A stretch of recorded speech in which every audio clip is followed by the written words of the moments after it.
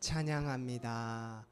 오늘은 가장 높은 곳에서 가장 낮은 곳으로 라는 제목으로 말씀을 나누도록 하겠습니다.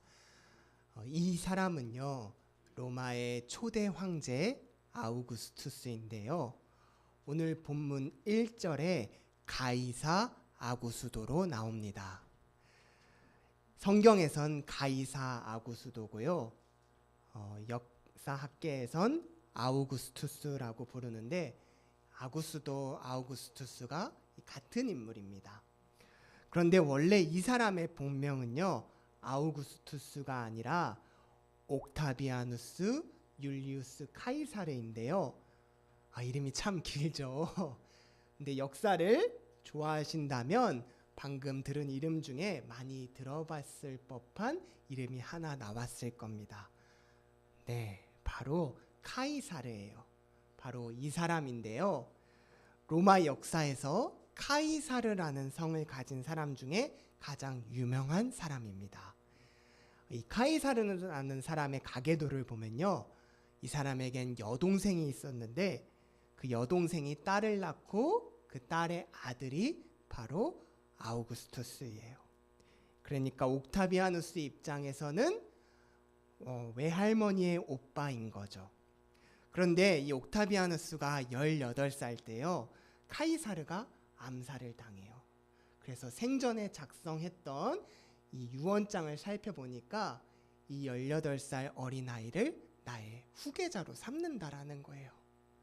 그랬더니 카이사르 밑에서 산전수전을 다 겪은 장군들이 이 사람을 카이사르의 후계자, 로마의 통치자로 인정을 할 수 없겠다고 합니다.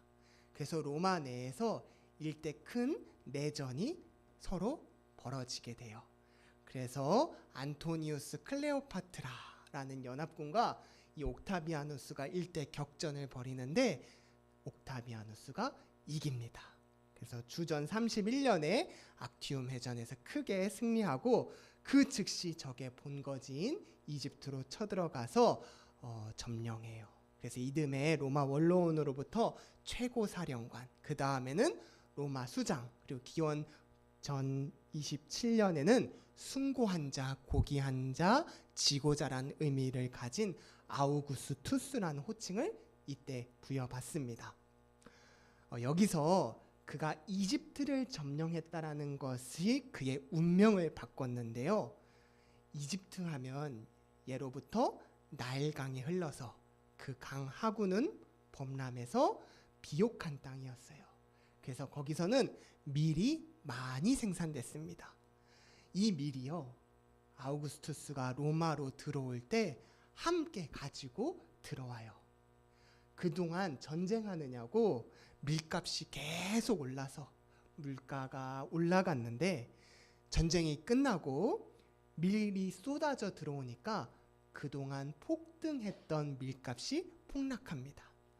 예전에는 우리 집 쌀값으로 집안 수익의 50%를 썼다면 이제 그게 안정되니까 가게가 안정되기 시작하는 거죠. 왜 우리도 지금 우크라이나 러시아 전쟁 때문에 원자재 가격이 너무 올라가지고 그의 물가가 상승해서 미국에서 이 물가 잡는다고 기준금리를 올리는 바람에 내 대출금리도 올라가서 너무 힘든 게 지금 몇 년째 겪고 있는데요. 이 당시에 전쟁이 끝나면서 딱 반대가 된 거예요. 그래서 당시 기록으로 대출금리가 12%였는데 4%로 떨어졌다라고 합니다. 사회가 안정되고 시장이, 가게가 수입이 늘어나고 모든 것이 돈이 넘쳐나게 됐어요. 여러분, 우리가 가게 수입이 늘어나고 돈이 좀 많이 생기고 대출도 잘 받으면 어떻게 할까요? 여러분, 우리 수입이 늘어나면 뭐부터 사시겠어요?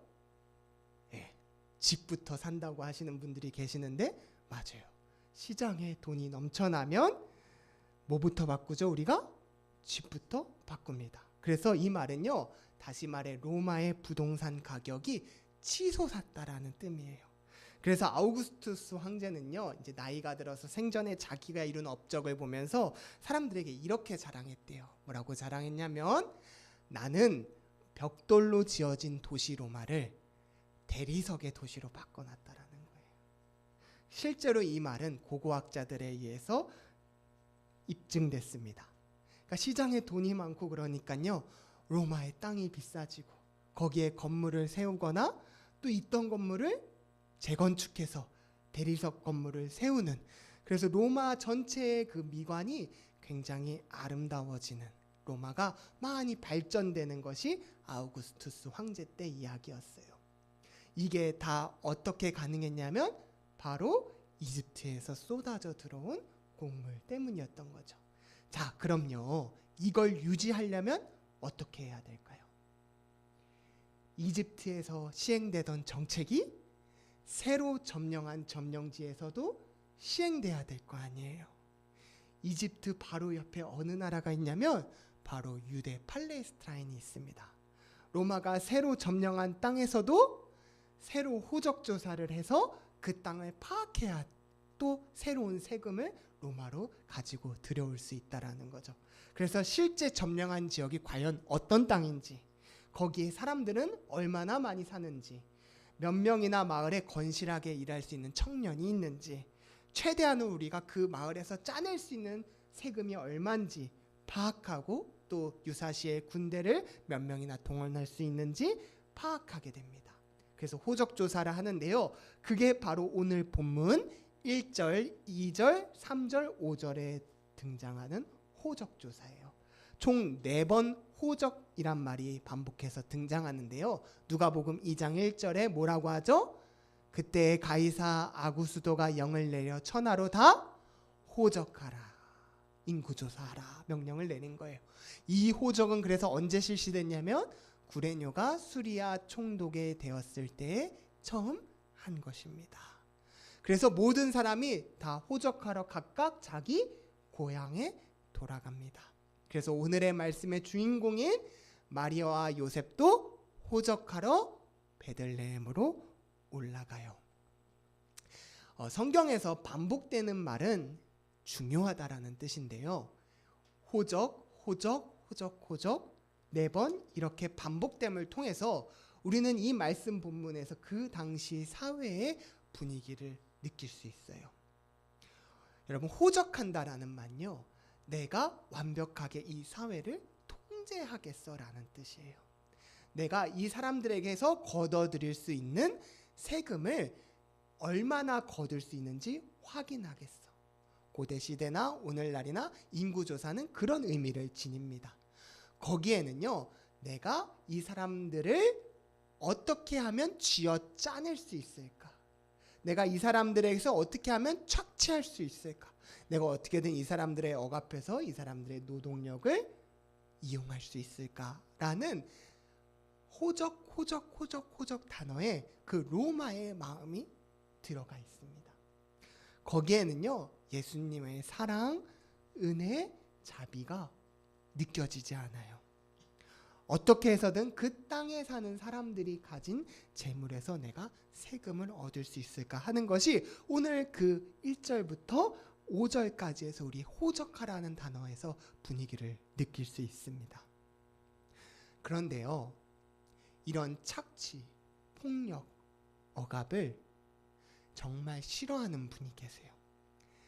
사람이 사람을 억누르는 것을 정말 하지 말라고 명령하신 분이 계세요. 바로 누구시냐면 우리 하나님이십니다. 그래서 우리 하나님은요, 이 인구조사, 호적조사하는 것을 싫어하셔서 다윗 왕이 하나님께서 허락하지 않은 호적조사를 했을 때 그에게 벌을 내리셨어요. 그래서 시편 15편 14절의 말씀을 보면 사람이 그들을 모하는 것을 용납하지 않는다고요? 억압하는 걸 용납하지 않으세요. 그래서 법으로 레위기 19장 13절에 보면 너는 내 이웃을 억압하지 말며 착취하지 말라고 하셨어요. 이것을 행하는 자들은 그냥 가만히 두시지 않고 하나님께서 심판하신다고 하셨습니다.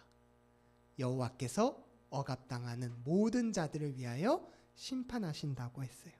그래서 사무엘하 24장 15절에 보면은 다윗 왕이 그 말을 어기고 했을 때 하나님께서 백성들에게 전염병을 내리셔서 다윗의 통치권을 흔들어 놓으셨습니다. 여러분, 이 말씀에서 우리가 무엇을 느낄 수 있느냐? 세상의 사람들은, 로마의 통치자들은 어떻게든 내가 이 사람들을 통해서 억압해서 나의 벽돌집이 대리석집으로 바뀌는 것에 관심이 있어요. 이게 부동산 붐이 불어서 이 지금 붐에 빨리 내가 얻어 타는 사람은 급하게 부자가 되고, 이 말씀에 반대로 가는 사람들은 집을 잃고, 그리고 결국엔 그 로마가 정한 기준에 따르지 않으면 뒤로 밀리게 되는 이 시기인 거죠.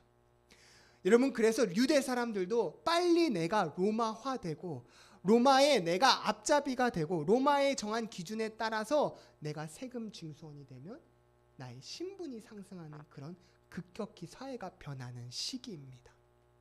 여러분, 오늘날과 굉장히 닮지 않았나요? 이런 시기에 예수님께서는 포갑, 억압, 착취가 아니라 사랑, 은혜, 섬김으로 이 땅에 우리에게 오셨어요. 여러분, 예수님께서는요, 가장 높은 곳에서 가장 낮은 곳으로 오셨는데요, 그 중에서도 낮은 곳 어디셨냐면 바로 말 구유에 누이셨습니다. 마구간에서 동물들이 밥을 먹던 그 밥그릇에 예수님께서 오셨어요. 예수님께서 그 로마의 황제가 사는 대리석 건물의 중앙에 예수님께서 오신 것이 아니라 예수님께서 가축들이 산 곳, 축축하고 추운 그곳에 태어나셨습니다. 구유는요, 동물들이 먹이를 제공받는 밥그릇이에요. 오늘 본문 7절과 12절과 16절에 반복해서 우리의 구주는 구유에 누이셨다라고 성경은 분명하게 가르쳐줘요. 7절에 우리 같이 읽을까요? 첫 아들을 낳아 강보에 싸서 구유에 누였으니 이는 여관에 있을 곳이 없었습니다. 우리 예수님이 어디에 나셨는지 우리는 분명하게 말씀해서 알려주고 있어요. 그분은 구유에 누이셨다. 12절에 구유에 누워있는 아기, 또 16절에 구유에 누워있는 아기. 여러분, 우리가 기억해야 될 건 이 구유에 누워 계신 가장 낮은 것 중에 낮은 모습으로 오신 그분이 우리를 구원하실 구주라는 분이시라는 거예요. 이분이 우리의 구주십니다. 우리가 믿고 그 말씀을 따라서 함께 가겠습니다라고 고백한 분이 바로 구유에 누이신 약하고 가난하고 가난하신 분이셨어요. 말씀을 읽으면서 몇 가지 의문점이 하나 생겼습니다. 어떤 문화권이나 이 출산을 앞둔 여성은 특별한 주목과 도움과 배려와 관심을 받습니다. 전 세계를 살펴봐도 이 출산하는 여성에게 이렇게 박한 대우를 하는 곳은 없어요. 그런데 예수님은 여관에 있을 곳이 없어 구유에 누였다고 기록되어 있습니다. 어떻게 베들레헴 이 사람들이 마리아가 편안한 상태에서 아이를 낳을 수 있도록 쉴 만한 곳을 왜 주지 않았을까 하는 질문이 들어요. 게다가요, 그곳은 베들레헴입니다. 오늘 본문 4절에 보면요, 이 베들레헴은 다윗의 동네라고 기록되어 있어요. 요셉은 다윗의 자손입니다. 그가 태어난 마을이 베들레헴이었어요. 나는요, 헬리의 아들 요셉입니다.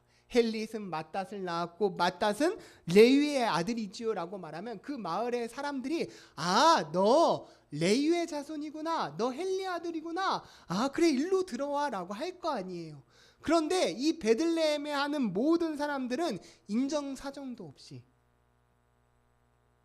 쉴만한 장소를 주지 않습니다. 이게 너무 마음이 아파요. 아이를 낳는데 마구간에 그 아이를 구유에 누였을 때 너무 마음이 아픈 거죠.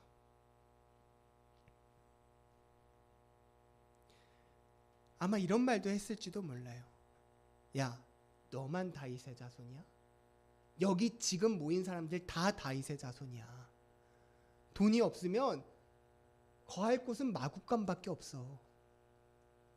여러분, 이 모든 그 전통의 그 마을에 사랑하는 마음이 다 깨지고, 그 로마의 사회 분위기 안에서 물질이 모든 것을 다스리는 이 모든 현장의 아픔이 오늘 본문에서 파악할 수 있어요.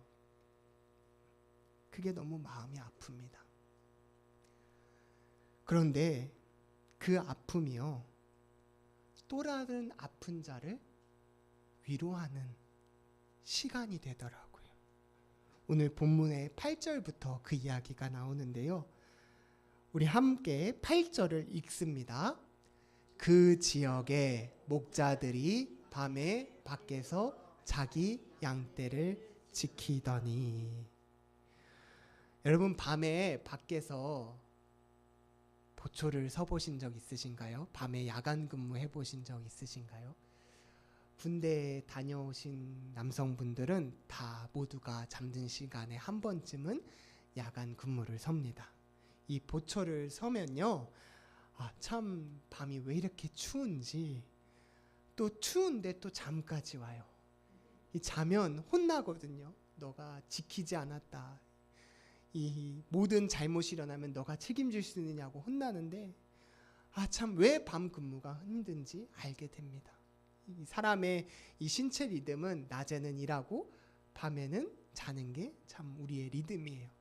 그런데 그 밤에 일해서 이 깨어 있는 건 참 그럴 만한 사연이 다 있기 때문인 거죠. 그래서 오늘날에도 야간 근무는 평상시에 1.5배 아르바이트비를 준다고 하는데요.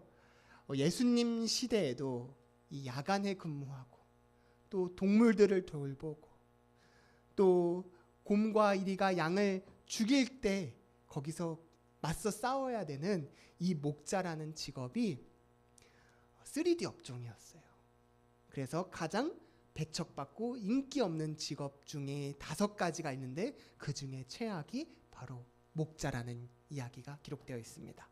시편 23편만 봐도 여호와는 나의 목자시니 라고 했는데, 이 고결한 은유가 어떤 과정을 거쳐서 그렇게 3D 업종으로 바뀌었는지는 그 출처가 명확하지 않아요. 그러나 매일 야간 근무를 나가고 동물을 돌보고 목숨을 내놓고 또 냄새나는 그 동물들에게 우유를 주고 그 대소변을 치워야 되는 목자는 정말 그 사회의 가장 밑바닥에 있는 계층의 사람들이었어요. 그런데 그 사람들을 10절에 보니까요, 오늘 본문에 뭐라고 하냐면, 천사가 나타나서 무서워하지 말라. 보라, 내가 온 백성에게 미칠 큰 기쁨의 좋은 소식을 너희에게 전하노라 라고 선포합니다. 그리고 오늘 다윗의 동네에 너희를 위하여 그리주가 나셨으니 곧 그리스도 주시니라 라고 말해요. 목자들은요, 그 음성을 듣자마자 천사의 말대로 예수님을 찾아가 경배합니다. 어제 말씀을 묵상하면서 만약 우리 집에 이 목자들이 찾아왔다면 우리 안방 침대에 어서 오세요 하고 들어오게 할 수 있었을까라고 사모님과 제가 얘기를 나눴어요. 동물 냄새가 축축이 배어 있고 몸에는 온 땀이 젖어 있고 그 냄새 나는 그 목자들을 우리가 기쁜 마음으로 우리 집안에 들어오게 할 수 있을까? 참 쉽지 않겠죠. 그런데요, 그 목자들은요, 그날 환영받았고, 그 목자들은 예수님께 자신이 들은 그 천사의 경배의 말을 마리아에게 전달해주고, 마리아는 그 말을 마음에 기억했고 오늘 우리에게까지 들려줄 수 있도록 기록되었습니다. 예수님은 하늘의 영광이요 땅에서는 모든 사람들에게 평화로다라고 선포되었어요. 목자들의 입을 통해서요. 목자들을 기쁘게 이 자리로 들어오게 할 수 있고 목자들과 함께 기쁨을 나눌 수 있었던 것은요, 예수님께서 계신 곳이 바로 각축들이 사는 마구간이었기 때문입니다. 목자들은 그런 걱정을 들어갈 때 할 필요가 없었어요. 혹시나 여기가 총리 공간 대리석 집이어서 혹은 부유한 상인의 집이어서 썩 나가, 냄새 나는 것들이 어디 여길 들어와, 저리 꺼져, 이런 말을 들을 필요가 없었습니다. 왜냐하면 그곳은 우리가 평소에 익숙했던 그 창고와 똑같은 마구간이었기 때문이에요. 여러분, 예수님께서 구유에 누이셔서 가장 예수님의 사랑이 필요한 사람들에게 예수님의 사랑이 전달됐고 그 사람들을 통해서 예수님께서 영광을 받으신 것을 이 대림절에 우리가 주목하고 기억하길 소망합니다. 예수님은요, 하나님과 근본 본체세요. 그분이 아예 하나님이십니다. 그런데 우리를 사랑하셔서 우리를 구하시려고 이 땅에 오셨는데 가장 낮은 종의 모습으로 오셨습니다. 가장 낮은 자의 모습으로 오셔서 예수님께서 배척당한 자, 비천한 자, 가난한 자를 예수님께서 위로하셨어요. 예수님께서 가난하셨기 때문에 그 아픔을 동일하게 아셨습니다. 예수님께서 배척당하셨기 때문에 그 배척당한 자를 이해하시고 위로하실 수 있으셨어요. 구유에 누우셨기 때문에 구유에 누울 수밖에 없는 사람들의 마음을 아셨고 위로하셨습니다. 그래서 예수님께서 사역하시면서 누가복음 4장에 뭐라고 선포하셨냐면, 주의 성령이 내게 임하셨으니 이는 가난한 자에게 복음을 전하게 하시려고, 포로된 자에게 자유를, 눌린 자를 자유롭게 하시려고 주의 은혜의 해를 전파하게 하려 하심이라고 선포하셨습니다. 구유 앞에 이른 목자들이 환대를 받았던 것처럼 우리 교회가 그런 마구간이 되길 바라요. 깨끗하지 않은 자들이 깨끗하다는 판단을 예수님 앞에서 받았던 것처럼 우리가 그런 자들입니다. 따돌림 당하던 이들이 영예로운 손님이 되었고 지극히 소박한 자들에게도 천사들의 노래가 울려 퍼졌습니다. 여러분, 우리 교회는 대리석의 교회가 되지 않기를 바라요. 여러분, 우리 교회는 예수님이 놓여있는 구유의 그런 귀한 말구유의 교회가 되길 바랍니다. 여러분, 우리 교회가 대리석으로 치장하고 우리 교회가 더 우리를 치장하는 데 있으면 뭐합니까? 그 안에 예수님이 안 계시면 거기는 아무 알맹이가 없는 겁니다. 그러나 구유라도 그곳에 예수님이 계시면 그 구유는 사람을 살리는 생명의 은혜가 됩니다. 담임 목사님께서 우리는 섬기는 교회라고 하셨어요.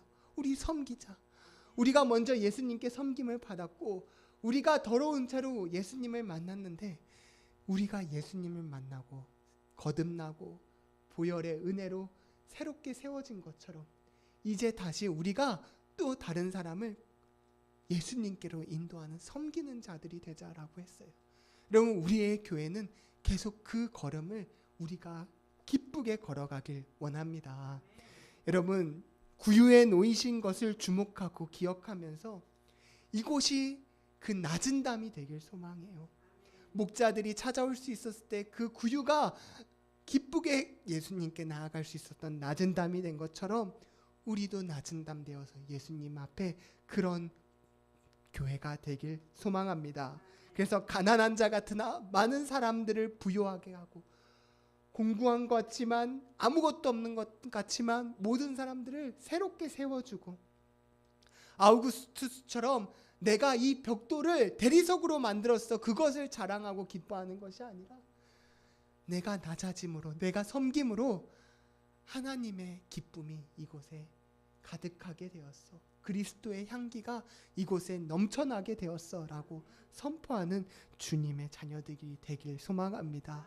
그리고 나의 낮아짐으로 다른 사람을 예수님께로 인도할 수 있음을 기억하며 오늘도 섬김의 기쁨으로 하나님께 나아가는 우리 모두가 되길 원합니다.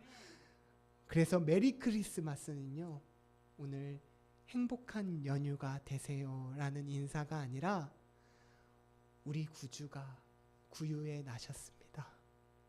그가 구유에 나심으로 우리의 모든 아픔을 아시고 모든 상처와 그 아픔 가운데 찾아와 주셔서 우리의 위로가 되셨습니다 라고 인사하는 그런 크리스마스가 되길 소망해요.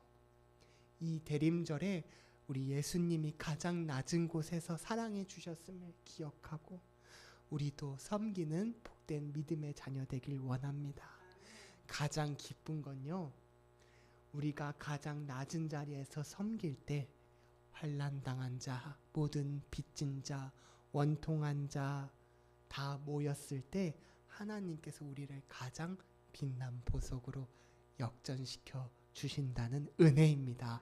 우리가 먼저 그 은혜를 받았고 오늘 그 은혜로 또 섬기며 이 세상에 예수님의 사랑을 펼쳐나가는 주의 복된 자녀들이 되길 소망합니다. 아멘. 사랑의 하나님, 오늘 말씀을 통해 예수님처럼 우리도 섬김의 기쁨의 자녀가 되길 소망합니다. 우리의 교회가 하나님의 낮은 담이 되길 소망합니다. 우리가 다 목자처럼 처음에 주님 앞에 나왔는데 하나님의 은혜로 거듭나야 새 생명 된 자로서 주님께 기쁨이 되었습니다. 이제 우리도 주님을 따라 하나님 섬기는 자 되어 목자들을 영접하고